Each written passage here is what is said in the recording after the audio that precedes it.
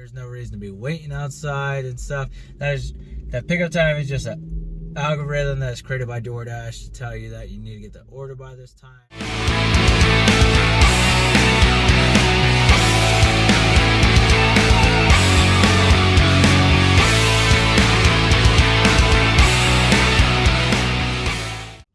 What up, everyone, and welcome back to my channel for another video. So today I'm going to be tackling my top 10 tips.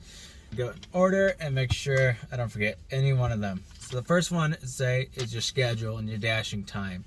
So knowing when to go dashing and stuff is very important, because the prime time, if you're doing breakfast, is usually around 7 to 9 is when you can get some breakfast orders and not be waiting around and stuff. But the prime time for dashing is during lunchtime and dinner time. So here in Colorado, the prime time, and in most states, is between 11 and 1:30 is when most people are usually going on their lunch, or they're getting their lunch break, and instead of going out to get it, they're going to be ordering through DoorDash, GrubHub, whatever delivery service.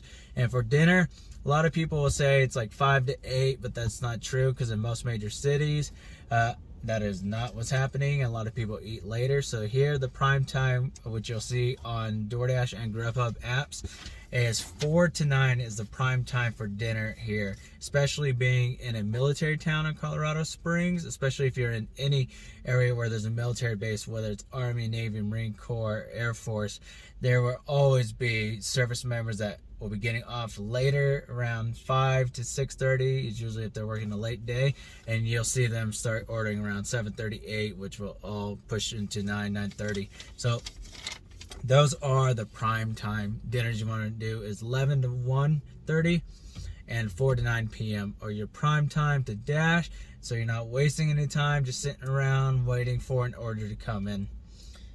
Number 2, I would say, is your pickup time.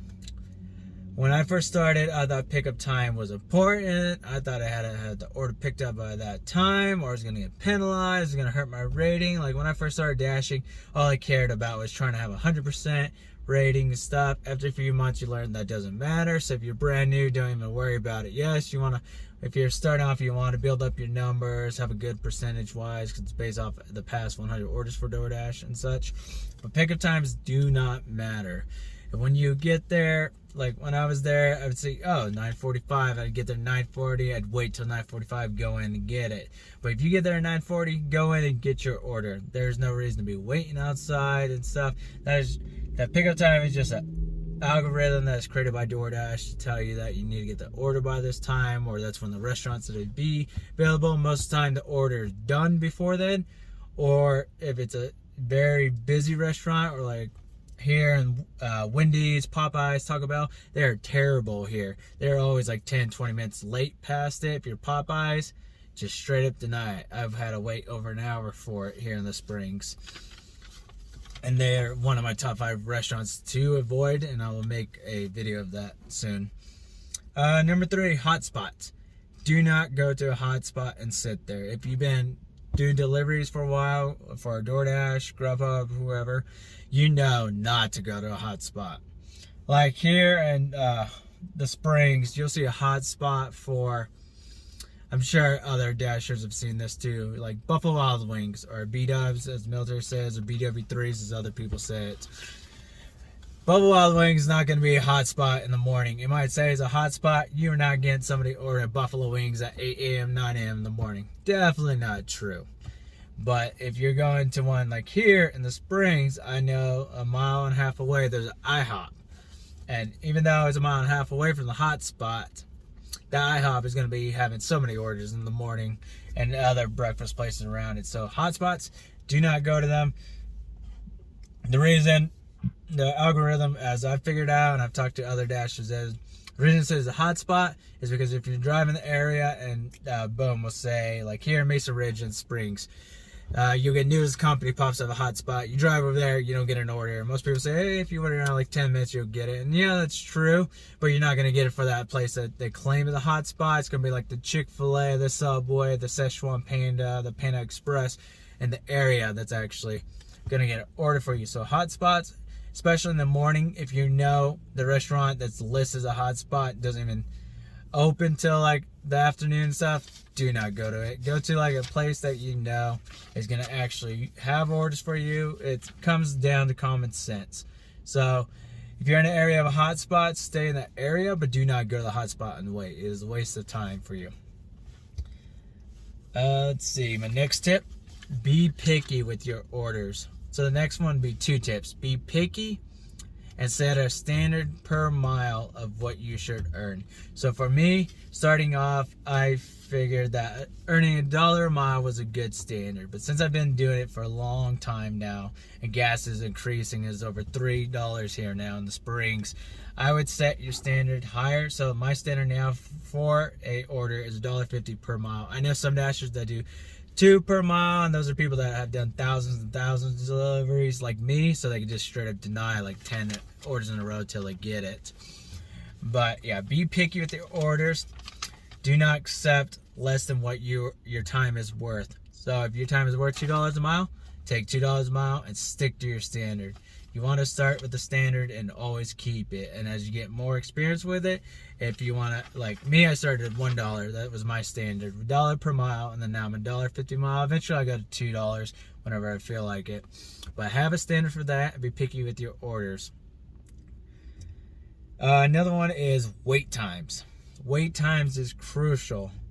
So if you get an order and you know, even if it's only like 1.5 miles total time, so driving there and taking it to the house, if you know this restaurant takes forever for wait times, do not take it.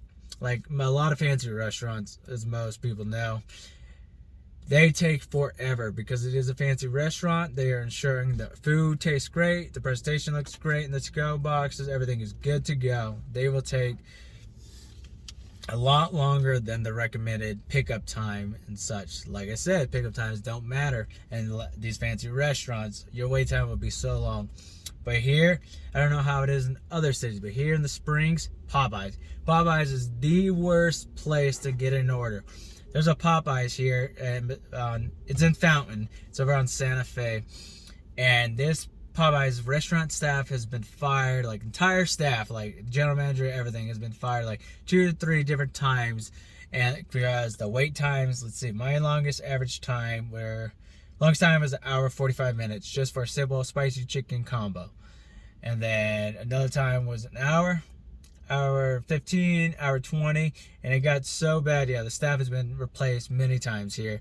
Now, I think the average, I've been there, I think it was like a week or 2 ago, I think the average wait was about 30 minutes, which is still crazy for a fast food place. Like, you should show up, wait a minute or 2, if that, get the food and go, even for a small little combo and stuff. So your wait times are important. So if you know it's a terrible place, do not go there. Another example is, a lot of places don't know this, is a lot of barbecue places. So some are great, they're really quick and stuff, but there's one here, and I know a few restaurants have this way they do their business. It's not just barbecue. Like, I've seen it at a couple of restaurants too, where the dasher or the GrubHubber or the Postmate or whatever service you're doing, the delivery driver, you are basically the customer. So example here is Bird Dog Barbecue here. Amazing food, amazing barbecue, usually quick when you go in and you eat in the restaurant. So here, the delivery driver is the customer. So they do not make the food until you arrive on scene and wait in the line to get the food. So literally, I got this last week and they changed it because they were never like this. They would make the food, you run in, grab it, you're good to go. Now, you have to physically go in, wait in line. When it's like, if you're a typical customer going in, when it's your time to order, that is the dasher's time to order. So you're not even ordering it. You're basically there waiting in line. When you get to the counter, say, oh, I'm here for Sam. You literally walk down the line to where they get the tray, they're getting the food, they're making the sandwich, whatever you get, to the cash register, and they cash you out, even though you're not using your red card or purple card or whatever. You're literally serving as their place marker. And I had one, like a week or 2 ago, and it took like 30 minutes because there's like 4 different parties in front of me waiting to get the order, and I literally had to wait. So no wait times, they're crucial. If you don't know wait times, have a couple. After you do a few times at certain restaurants, you'll learn if they're a fast restaurant or slow. So know those. Like me, I even write down before I started memorizing them, like the average wait time I was at a certain restaurant. So wait time is crucial. Next one I would say is set realistic goals. So when I first started, I think my first week I made like $650 because I was doing it like 5 days a week, and I did like 4 or 5 hours into the night after work. And I was like, oh wow, I'm making $650 a week. I can do this every week. It's like awesome. And then like another 2 weeks go by and I'm barely making 300 and stuff. So the thing you have to do is set realistic goals. You need to set a goal for your week and set a goal for your day.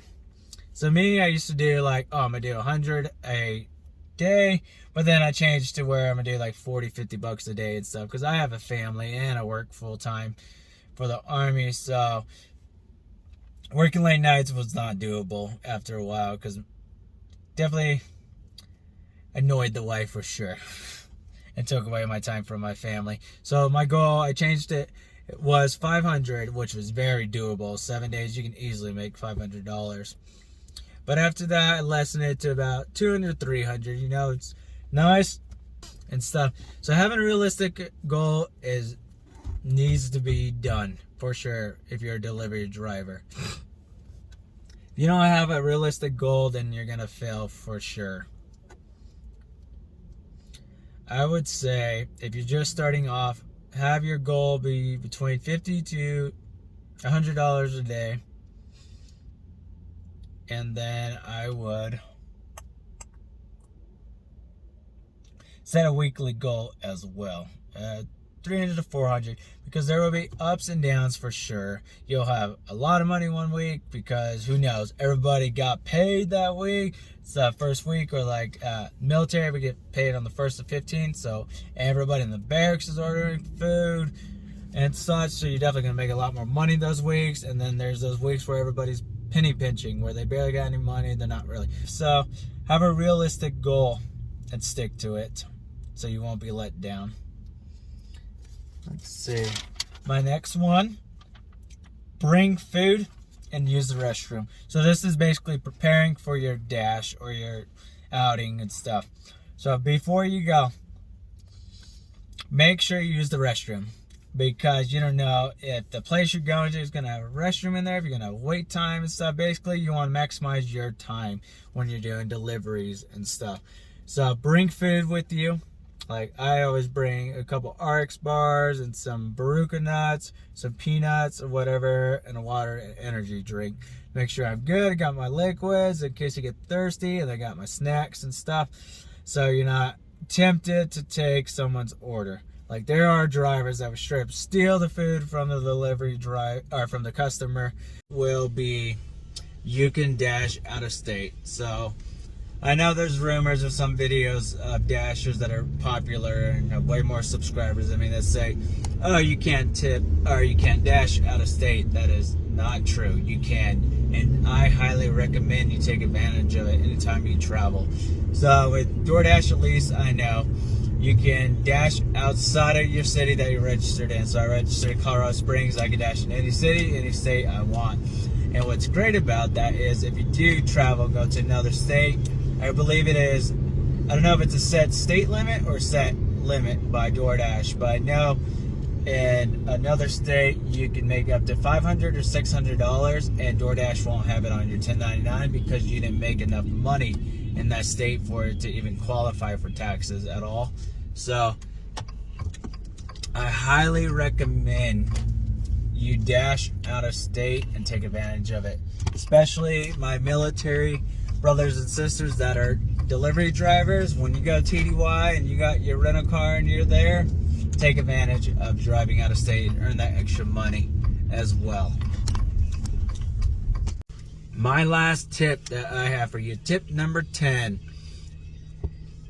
is to have audio podcasts or the app Audible or anything that you can connect and plug into your car speaker and listen to and learn from. Like my favorite thing is listening to Audible. You're waiting for deliveries, or you have plenty of time when you're driving to get an order, or you're driving around just to be given an order. You might as well make the most out of your time and learn something. Like my favorite thing to listen to on Audible is the Darren O'Lean Show. He's a superfood hunter. He talks about great things about new tips and tricks how to do stuff and to make your life better. And most people know him from Down to Earth, the Netflix TV series with Zac Efron that came out last year, I believe. But yeah, have something to do. Maximize your time in the car instead of wasting it listening to music and some of the trashy stuff that is coming out on the radio these days. Why don't you listen to Audible, learn something new? You can even listen to some programs where you can learn a new language like Spanish and French. Like, make the most of your time while you are driving and picking up deliveries or going to drop off one. And that will be the end of it for my top 10 tips. I appreciate you watching this whole video, and always remember to like, subscribe, and turn notifications on to learn about my upcoming videos. My next video I will be making are the apps that I use and some apps that I wish I had known about when I first started being a delivery driver. So if you're a brand new delivery driver, you will want to stay tuned to learn about Everlance, Get Upside, Beans, and Guest Buddy, among others. Have a great day.